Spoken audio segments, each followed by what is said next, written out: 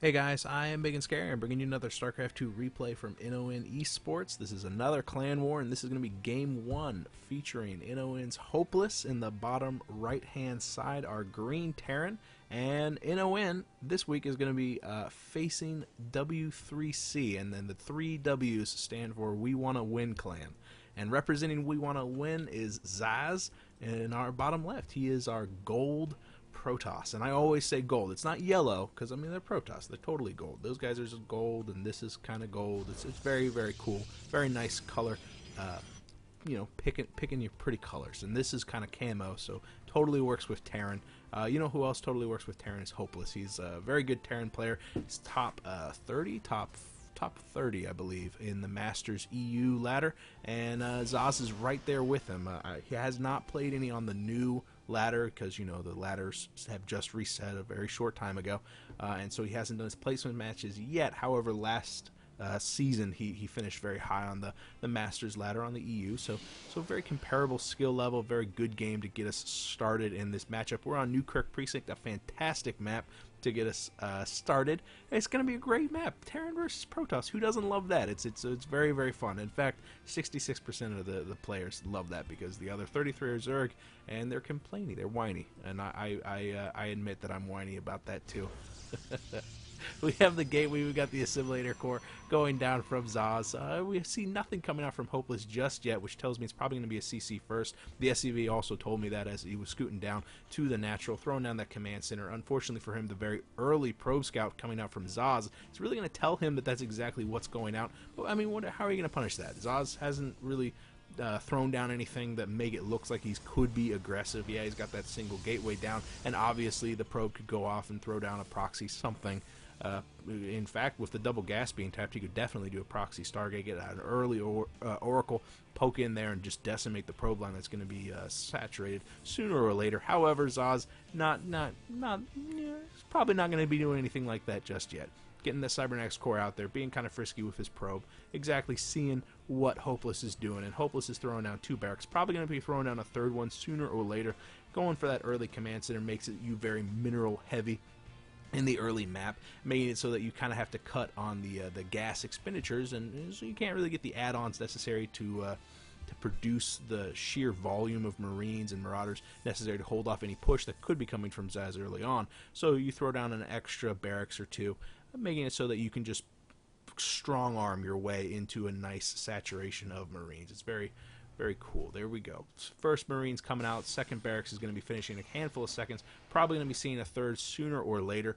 Still no gas being tapped from Hopeless. The double gas that has been taken from Zasz has got me wondering, I mean, what is he going to be throwing down with that extra gas? And Hopeless has got to wonder it too. We see the Nexus is coming down. The SCV from Hopeless did poke in there, see that the Mothership core was coming out, and he got out of dodge well in time, just to make it so that that Mothership core couldn't get a couple of pot shots on that SCV. The probe has stayed far afield for Zasz, though. I mean, is he going to be throwing down some sort of proxy over here? I don't know. He's got to do something with that gas. He's up to 200 already, and he hasn't constructed any pylons anywhere else, which tells me he's probably going to be doing a very heavy tech play. He's fully saturated the assimilators, too, so it's not some sort of super timing. It's just a full-on tech play, and I'm getting kind of excited about it.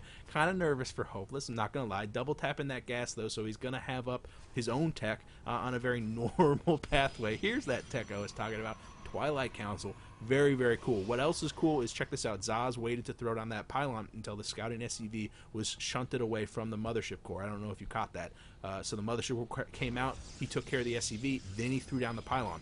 Very, very important play, because if Hopeless saw this pylon here, he know that he would want to catch this side of the map in his scan that would be coming, you know, because he doesn't know what exactly is happening. The SCV managed to get back inside. However, it didn't swing to the left side. He still has no idea about that pylon, and because the Mothership core and the Stalker were aggressively positioned by the ramp, he has no idea the Dark Shrine is coming down. Twilight Council, Dark Shrine. We got a robotics facility immediately thereafter. Newkirk Precinct makes it so it's incredibly powerful to have a warp prism just to fly in here and mess stuff up. Hopeless is he's in for a world of pain, I'll tell you that much right now, but his build order is pretty clutch. He's got a tech lab coming down. He's got a reactor, another tech lab, which tells me This could be a very aggressive timing.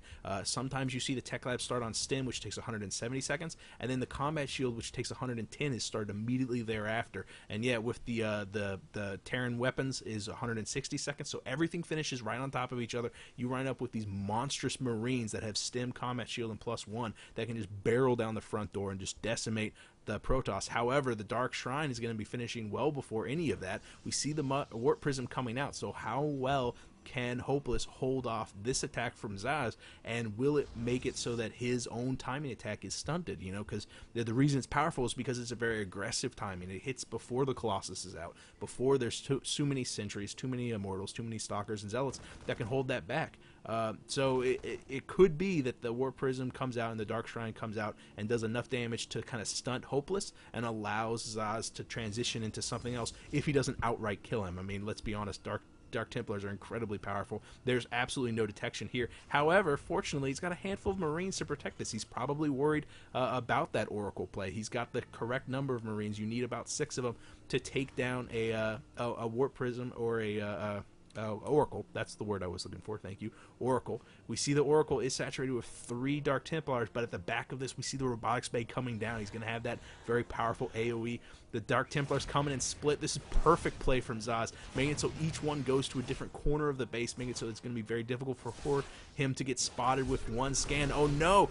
The 2 of them get distracted by the Tech Lab. One of the Tech Lab just seconds away from finishing that Combat Shield. Will it be repaired in time? It looks like it's going to finish even if it was to continue burning. But the 2 Dark Templars that survive, another scan comes down, both of them. No, this guy's still alive. Is he going to make it to the edge of the map? Oh man, this is terrible for Hopeless. He's losing. He's having to burn 3 different scans to take down these 3 Dark Templars. That is so many minerals that he could have, so many Marines that he could have. Here comes the final scan, I'm sure. There it is. The last DT falls, but the Warp Prism made it out alive and is going to be warping in 3 more Dark Templar. Oh my goodness. However, Hopeless is getting up that static detection. He's got a missile turret on the way. He's got his Marauders and Marines aggressively positioned, making it so that he can actually take them out. The DT going down to the natural, but the missile turret there is already done, so the static detection cleans up that DT, no problem at all, and the other 2 Dark Templar are left scratching their head. I mean, what can we do? We can't get in there.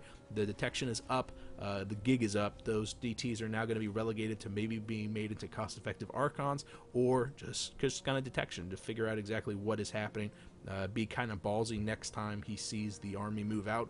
Move in your DT. Hope you can get a handful of extra kills on that orbital command. So, Hopeless has got to throw down his 3rd CC, and let's switch back over to Zasz. What is he doing? Well, he had that robotics facility up for a while now. He's got a 2nd Colossus on the way. Extended Thermal Lance has been started just now. His ground army is looking rather paltry. I mean, he doesn't have a lot of units out, but it's because he doesn't have a lot of gateways, because he's invested so much into tech.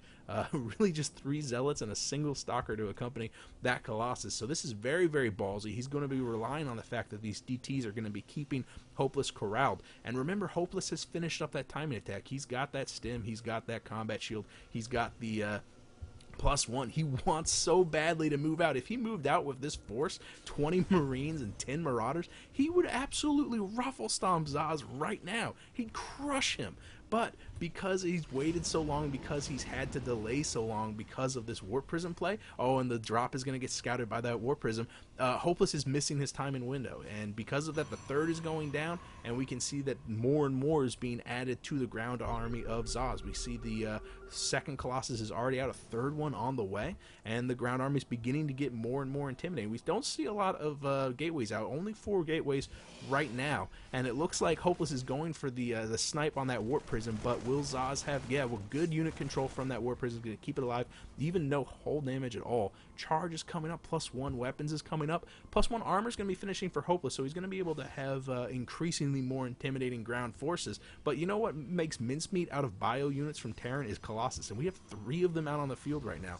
That is incredible. This is a huge number of Colossus, and they're not supported by anything at all, which means that if Hopeless can get his Marauders on top of them, he's going to decimate them. It's going to be absolutely ridiculous. It's going to be great.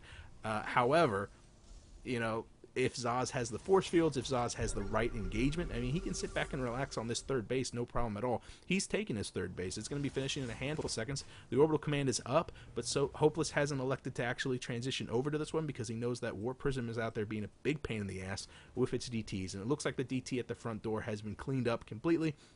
And Hopeless is making motions like he wants to be aggressive, but I feel like the window has passed. He's definitely on the back foot now. Those Colossus are really going to chew apart everything, and the Zealot, sheer volume of Zealots is going to make a meat shield to protect him. He's not going to have to rely on sentries. He's just going to rely on the fact that the Zealots are going to keep everything from Terran at bay, and within range of those Colossus. 4 Colossus out total. We have a 5th one on the production tab. That is sickening. That is absolutely gross. What I'd love to see from Hopeless, and that is what he's going to be doing, is going to be doing a counter drop, a drop over on the side. However, static protection right here from Zasz. He's got 2 photon cannons. Are really going to be chewing up those medevacs. Hopefully they can get their units out, but we don't really know. We don't really know. Nice scan from Hopeless just to catch the side of Zaz's force to make sure they're actually there, dropping off a handful of his Marines, but 2 Marines, 3 Marines, not going to be enough to take down those photon cannons, and he knows he's going to have to be dropping his units a little bit more aggressively. Another drop going off on the left side. Hopeless distracting the main volume from Zasz so that he can do 2 different drops. One drop going onto the main, another drop just going to the north side. Oh no, but DT's being warped in, and they are going to be chewing apart those forces. Will there be a scan down there? Keep in mind that even if there is, yeah, the repositioning, the damage has been done. Zasz is repositioned with his main forces and be cleaning up that one. However, the drop down here has done quite a lot of damage. 8 workers killed in favor of Zasz, but only 5 for Hopeless. It's actually not nearly as much damage as I thought. I guess since Zasz has that 3rd base up, he just transitioned all of his forces over. Probably not even going to get the snipe on the Nexus as the Colossus arrive and begin to chew up everything. Not a lot of anti-air. Those medevacs will be able to lift off and scoot away as long as Hopeless is actually paying attention. And yeah, they do scoot away, but with absolutely nothing inside. Only one of the medevacs survive. So overall, pretty big loss for Hopeless, a big wash on that one. However, he has secured his 3rd. He is beginning to mine from it. He has saturated it very fully, and his economy is looking top drawer. He's got a nice infrastructure back at home. He can continually resupply with these units. He's got a lot of tech labs. He's going to be producing a lot of Marauders. Has even had that 2nd starport down so he can mass produce those Vikings. However, Zasz might not give him a chance to actually fully resupply. 127 over 150. Zasz feels like the time to strike is now, and I gotta agree with him. I mean, he's got a this is a comical number of Colossus with absolutely nothing underneath. You can only see Colossus in this army. This is ridiculous. And Hopeless is probably feeling the same way. He has pulled a lot of SCVs just for an added meat shield, but man, let's be honest, those SCVs are going to last maybe 3 seconds against those Colossus before they get just tenderized and incinerated. It's going to be ridiculous. Storm is finishing in a handful of seconds. We already see some High Templars out, accumulating all that extra energy. A single sentry? Yeah, just a single sentry added into this mix, not really in Zaz's real house to produce a lot of those sentries to kind of manipulate the playing field. He's relying very much on those Zealots. So Hopeless is going to have to rely very much on the ability to kite and stutter step away from Zaz's force, make it so he can get out of range of those Colossus, shoot down those Zealots, and then eventually, hopefully, be able to stem in just a death strike of those Marauders, get a clutch snipe down on top of those Colossus, and actually do the damage necessary to bring it down. Speaking of damage necessary to bring it down, the Nexus goes down from a 2nd drop from Hopeless. Really great play there. It looks like he lost everything inside that medevac just for that Nexus, and that is awesome. Not only does it force the rebuild because there's just barely enough minerals there to justify the construction of that, but it's also going to be, you know, making Zasz a little bit angry, make him feel a little bit more afraid of Hopeless, maybe feel a little bit more honest in his defenses, making him position more defensively. Maybe he's going to have to produce a couple more photon cannons, leave home a little bit more of his standing force. However, Zasz disagrees with everything I just said, and I understand, because he's got a ridiculous force. Look at this. This is so intimidating. Oh, no, but Hopeless is going to be able to stem forward. He can stem forward and take down those Colossus. There's nothing in the way there. Don't turn around. No, Hopeless turns around. He had everything delicate right here ready for him. If he had stemmed and pushed forward, he would have crushed every single one of those Colossus in a handful of seconds. However, now he's just walked backwards into the meat grinder, and everything, his supply just plummets. Oh, Hopeless, no. Hopeless, oh, Hopeless, why? There goes the Storm, and with it, this is rapidly spiraling out of control for Hopeless. Yeah, he's got a lot of command centers up right now. Yes, the majority of the Zealots have gone down completely. However, Zasz only lost a single one of his Colossus, and I don't know if you noticed, I couldn't talk about it at the time because I was too busy crying. But we've got those Colossus, and all of them have taken some form of damage. Okay, not this guy because he's a jerk. 17 were 70 kills. All of them have taken so much damage because there was no target firing from the Vikings. This attack right here, all of the Zealots had really walked out, overextended themselves, making it so that the Colossus were incredibly exposed from this southern flank. Hopeless had his army perfectly positioned. Perfectly. He had stemmed and push forward and just sit on top of those Colossus. Yes, those Zealots would have swapped in and would have done a massive damage to the right side. However, he would have had everything he had right on top of those Colossus, instant incineration of those Colossus, and then with the lacking of the artillery, Zasz would have at least had to have pulled back, if not had been stutter stepped to death, because Hopeless could have just crushed everything else in that army. Yeah, he would have had to do some storm charge dodges, but that would have fully equalized this game. Oh my goodness, that is a heartbreaking match, and that's the first one, so I'm really looking forward to the other ones. I guess there was some harassment over here, but these stalkers really were just being used to resupply, because I guess that's where he threw down that proxy pylon. Interesting that Zasz resupplied with stalkers, but I digress. Oh no, I am big and scary. However, we are watching an NoN-eSports replay, so there is their website. Feel free to stop by to root for them. Tell Hopeless that was a fantastic game, and also feel free to look up the WeWannaWinClan, because evidently Zasz is a badass, and he likes Batman, so do I. That was game 1. I'm going to go cast game 2 right away, so feel free to stop by for that. I am big and scary. I will see you guys later. Bye.